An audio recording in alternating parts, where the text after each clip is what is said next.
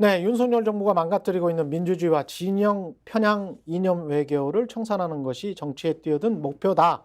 예, 조국혁신당 영입 인재 김준영 전 국립외교원장 모셨습니다. 안녕하십니까? 안녕하십니까. 예, 정치에 뛰어들고 난 다음에 이제 처음으로 모셔서 약간 좀 저도 느낌이 다르네요. 지금 저 2주 정도 되신 거잖아요. 예, 예. 4주 전에 조국 대표로부터 영입 인사를 받았을 때는 거절했고요. 아, 그러셨구나. 딱 2주 됐습니다. 2주 전 월요일입니다. 저도 너무 어색합니다. 예. 근데 뭔가는 하기는 해야 될 것 같다. 특히 외교 쪽은 정말 좀 심했잖아요. 예, 예, 맞습니다. 예. 제가 25년 동안 대학에 있었고요. 예. 사실 작년에 음. 명예퇴직을 신청해서 한동대학교 교수로 계셨죠? 정치하겠다고 한 건 아니고요. 예. 뭔가 변화가 필요하다라고 생각했어요. 제가 예. 방송, 교육, 강연 이렇게 했는데 음. 이쪽에서 망가지는 속도가 그것도 의미가 있지만 그건 좀 평온할 때 전문적으로 들어갈 때 이 효과를 발휘하는 거잖아요. 그렇죠. 축적이 되는 거예요. 제가 예. 전문 지식을 통해서 자문하는 건데 예. 이쪽이 너무 빨리 망가지니까 실제 현장에서 너무 빨리 망가지니까 예.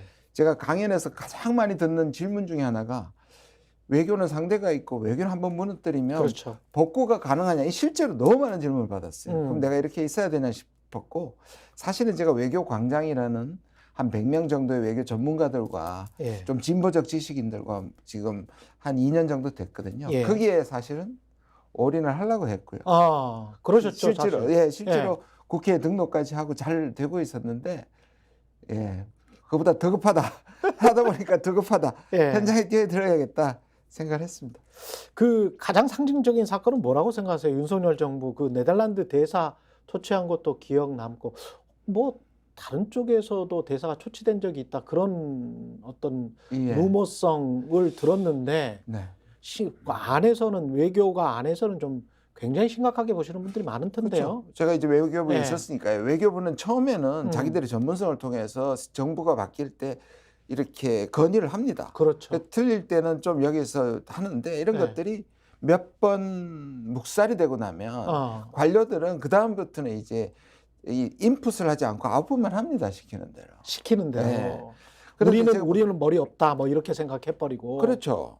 예를 들면 국빈 방문할 때 그 의전 때문에 의전 비상은 다 날아갔었잖아요. 그렇죠. 그때 블랙핑크 때문에 대표적인 케이스거든요. 음.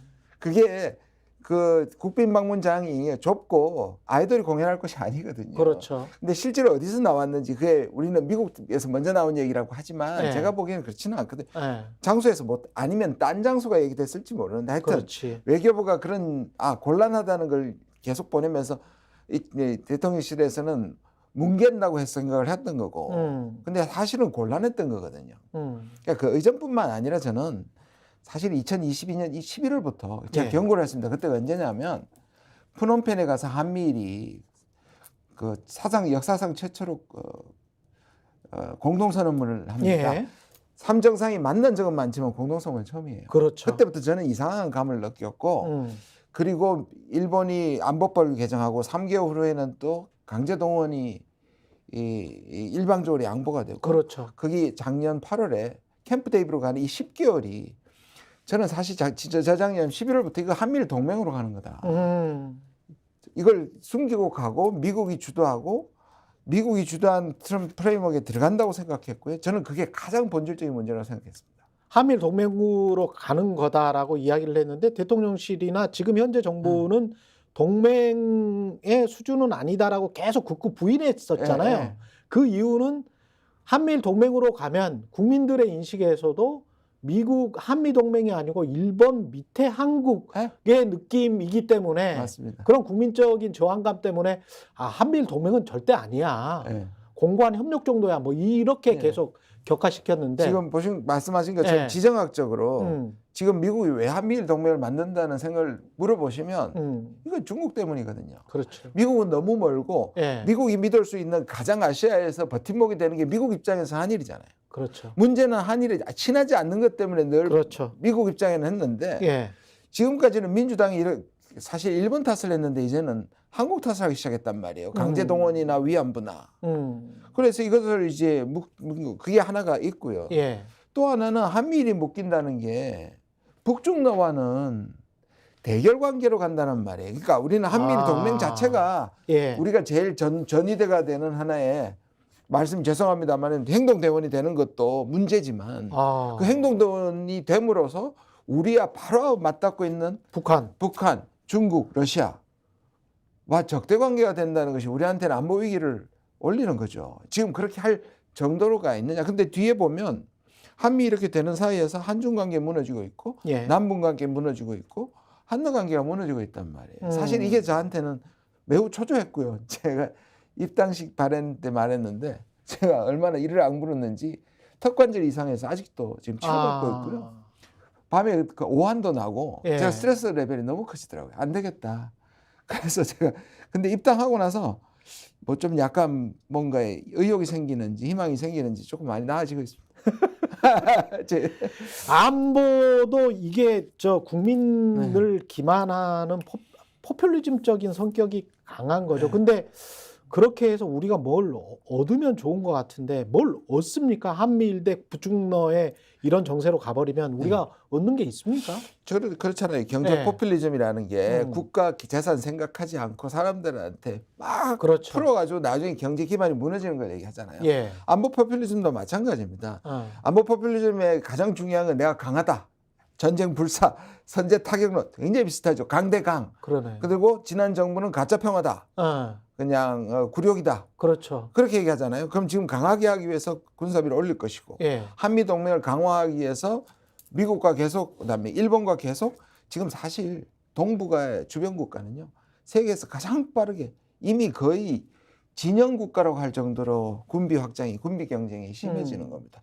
그럼 우리가 이거를 한쪽으로 저는 억지력을 가지는 데 대해서는 반대하지 않습니다. 그러나 적정 수준이 있잖아요. 그리고 한쪽에서는 이게 적정이 되도록 외교를 통해서 관리를 해야 하는 겁니다. 위험도를 낮추면서 억지력을 높여야지. 억지로만 무한대로 올리면 이게 안보 포퓰리즘이에요. 그러면 국가에서는 이 전쟁 분위기가 되잖아요. 예. 그럼 북한은 가만히 있을 리가 없고 그러면 그렇죠. 코스트가 계속 올라간단 말이에요. 그렇죠. 그러면 실제로 러시아하고 계속 우리한테 경고하잖아요. 그러면 만약에 우리가 우크라이나에 살상 무기를 제공하고 만약 파병까지 간다면 우리가 남의 전쟁에 가게 되는 거잖아요. 그럼 예. 이런 뒷감당이 안 되는 거예요. 그런데 왜 이렇게 하느냐? 그게 정권에는 유리하다고 판단하고 있기 때문입니다. 이게 적대적 공생이라고 그러잖아요. 예. 과거에 오사마 빈라덴과 아들 부시가 적대적 공생이었고 예. 박정희와 김일성이 그렇죠. 그렇죠. 이게 뭐냐면 강하게 보여서 국내적으로는 결집하게 만든. 이번에 보십시오. 푸틴 같은 사람이 지금 87%입니다. 그렇죠. 지지율. 예. 예. 저는 뭐 일부에서 부정선거를 얘기하지만 부정선거를 하지 않아도 됐죠. 전쟁 중에는 예. 젤렌스키도 마찬가지입니다. 그렇죠. 같이 올라간단 말이에요. 그렇죠. 그러나 우크라이나 사람들은 죽고 러시아 사람들 전면인 죽어간단 말이에요. 이런 작동이 지금 되고 있는 건데 그러니까 이 안보 포퓰리즘이라고 말하는 겁니다. 근데 이게 미국 내에서도 최근에는 워싱턴 포스트인가 존 델루리 네. 칼럼을 보니까 뭐 한 2, 3일 전에 나왔던 칼럼인 것 같은데 막 대놓고 바이든한테 이게 너무 이제 대치 국면으로 가고 북한 문제가 안 풀리니까 문재인 정부나 노무현 정부에서 했던 것 똑같은 이야기를 다시 하더라고요. 경제적으로 인센티브 줘서 달래기 하고 그 다음에 비핵화에 관해서는 이제 포기를 하고 그냥 지금 현 상태에서 동결한 다음에 경제적으로 좀 잘 다시 한번 해보자. 대화 채널을 열어야 된다. 미국에서 오히려 그런 이야기가 나오고 있더라고요. 존 델러리는 제가 잘 아는 친구기도 하고요. 연세대 있고 워낙 이제 진보적인 생각을 갖고 있는데 말씀하신 것처럼 이제 그런 얘기들이 나오기 시작하고요. 얼마 전에 CSIS하고 중앙일보에서 했던 백악관에 있는 분이 오셔서 선임 보좌관입니다. 그분이 이제 비핵화를 포기한다는 말은 미국에서는 금기어입니다. 그러나 뭐라 그랬냐면 비핵화를 목적으로 하되 비핵화가 상당히 장기간이 어려울 것을 아니까 그렇죠. 중간 단계를 만들자는 얘기가 미국의 현직 안보 관료에서 나왔다는 것은 의미가 있어요. CSIS 헬트 중앙일보 이제 초청으로 초청했는데 CSI고 와서 초청된 맞아. 인사는 백악관에 지금 동아시아인지 무슨 뭐 동아시아 오세아니아 담당 선임 그렇죠. 보좌관입니다. 그렇죠. 그렇죠. 내가 마라까지는 기억이 나는데 예. 고담 이름이 생각이 예. 안 나는데요. 예. 예, 그분이 이제 그렇게 얘기한 거는 상당히 의미가 있고요. 그러니까 미국도 바이든 대통령이 등장할 때 오바마 때 8년 동안에 우리가 그걸 전략적 인내라고 불렀거든요. 그렇죠. 그러니까 사실 아무것도 안 하는 겁니다. 예. 북한이 변화될 때까지 인내하고 기다리겠다는 것이. 예. 공세적이지는 않지만 일은 안 한 거예요. 그렇죠. 그걸 트럼프가 확 바꿨다가 예. 그다음에 바이든이 받았는데 또 바이든은 이제 트럼프가 너무 성급했다고 비판을 하지만 예. 오바마처럼은 하지 않겠다 그래요. 그렇죠. 근데 지금 오바마보다 더하게 방치해 놓은 상황이 그렇습니다. 되네요. 예. 그러니까 이제 그런 상황에서 미국도 북한에 대해서 스탠스가 조금 변하는 것 같고 중국이나 러시아와 관련해서는 뭐 미국은 언제든지 국익 실익 외교로 변할 수 있는 그런 나라 아닙니까? 그럼요. 맞습니다. 우리만 그러면 그 한 1년밖에 안 되는 것 같은데 자유가치 동맹이라고 깃발 한 번으로 쫙 흩들었잖아요. 네, 네. 남은 게 없어요. 없어요. 이게 확실하게 이념 외교인데요. 그래서 네. 제가 이 정부는 외교를 하는 게 아니라 거의 전쟁하는 것 같다. 적과 아군을 확실히 구별해 가지고 예. 아군이라고 구별된 일본하고 미국한테 한없이 양보하고 그렇죠. 중국, 러시아, 북한에 대해서는 강대적으로 이란까지. 그렇죠. 그러니까 세계를 반으로 나눠서 거의 지금 전쟁을 하고 있는다는 느낌이거든요. 예. 그러니까 자유, 인권, 민주주의는 우리한테 너무나 사실 귀중한데 예. 어떻게 섞어버리냐면 예. 이걸 우리가 추구하는 거는 맞는 거예요. 예. 그런데 맞죠. 그렇게 예. 똑같이 추구하지 않는 국가는 그런 외교를 단절하느냐. 지금 그 말을 하고 있는데 우리가 이걸 얘기하면 그럼 당신은 우리가 민주주의, 인권, 자유를 반대하는가 하고 이걸 묘하게 섞어버린단 말이야. 그렇죠. 진보든 저를 포함해서 많은 사람들이 비판을 해도 자유, 인권, 민주주의는 당연히 우리의 중요하죠. 가치죠. 그런데 이걸 똑같이 하지 않는 국가를 대해서 끊어버리면 적대 관계가 되는 거잖아요. 아니 그럼 베트남이랑 경제 외교를 그렇죠. 왜 정확하게 베트남은 괜찮고 왜 왜 러시아하고 중국은 안 되냐? 되냐? 그러니까 둘 다 공산당 일당 그리고 우크라이나 전쟁에는 예. 뭐 우크라이나 전쟁에 대해서 저는 뭐 굉장히 참 비극적인데 거기에 생적사 사적생하고 포탄을 보내면서 미얀마는 왜 안 보냅니까? 그렇죠.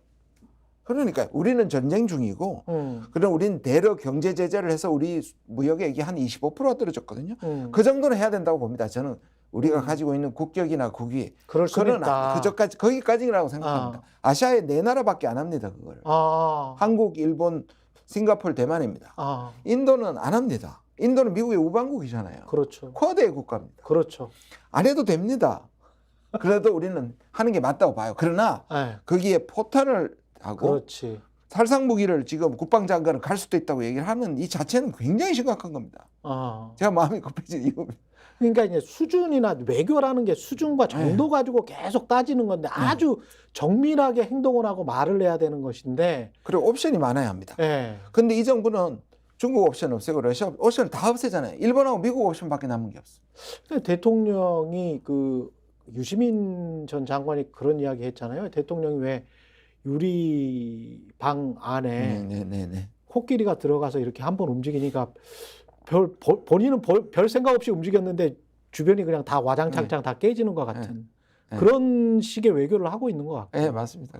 네이치도 사실은 자유, 인권, 민주주의를 외교적으로 대외적으로는 막 이야기를 하셨는데 외국의 평가는 또 전혀 반대예요. 윤석열 대통령이 트럼프 전 미국 대통령 같다. 독일 유력 일간지 베를리너 모르겐포스트. 그러니까 자유민주주의를 오히려 억압하고 있다. 트럼프 전 대통령처럼. 일반적으로 지금 그런 평가가 지금 나오고 있거든요. 제가 사실은 한 1년 반 전부터 트럼프하고 제가 강연에 트럼프하고 같이 마주쳐서 얼마나 비슷한 거를 강의해 왔어요. 그렇죠. 윤석열 정부의 윤석열 대통령은 지금 트럼프의 길을 가고 있다고 생각합니다. 국민을 반으로 나누고. 그렇죠. 사실 트럼프의 가장 국내 정치 특징은 뭐냐 하면 자기의 열성 지지자들만의 대통령이 되는 그렇죠. 겁니다. 그렇죠. 사실 실제로도 4년 평균이 35%입니다. 지지율이. 지난 재임 때. 초임 때요. 비슷하고요. 한국 대통령이랑. 그다음에 어떻게 생각하느냐면 중도층에게 냉소를 심습니다. 그러면 중도층 제발 나오지 마. 어차피 정치는 더러운 거야. 투표장에 나오지 마. 이렇게 만드는 거예요. 수많은 이상한 기괴하고 우리가 보면 비이성적인 행동을 하면서. 대신에 이들은 열광하죠. 그러니까 미국 선거 구조상 35%만 제대로 투표장에 나와도 이긴다거든요. 그렇게 이겼고요. 그런데 그게 언제 실패했냐면 왜 실패했냐면 그때 팬데믹 때문에 우편 투표를 많이 하기 시작했습니다. 그래서 냉소적이라도 집에서 우편 투표하는 사람들은 꽤 많았어요. 예. 그래도 겨우 이긴 게 바이든이었잖아요. 그러니까 이 사람이 지금 다시 돌아오는데 윤 대통령도 그렇게 하고 있고요. 그래서 제가 왜 조국 혁신당에 들어왔냐, 이 검찰 독재 파기가 왜 외교에도 중요하냐 하면 이분의 사고와 이들의 사고는 국내도 노동자, 진보, 좌파, 야당을 척결하는, 그러니까 아군과 적군을 전쟁을 하고 있잖아요. 척결. 예. 그리고 똑같잖아요. 그 예. 스픽스는 말하는 언론입니다. 대세는 유튜브, 그중에서 스픽스. 좋아요, 댓글, 구독, 알림 설정. 여러분이 저희를 사랑해 주시고 우리가 여러분을 사랑하는 4가지 방법입니다.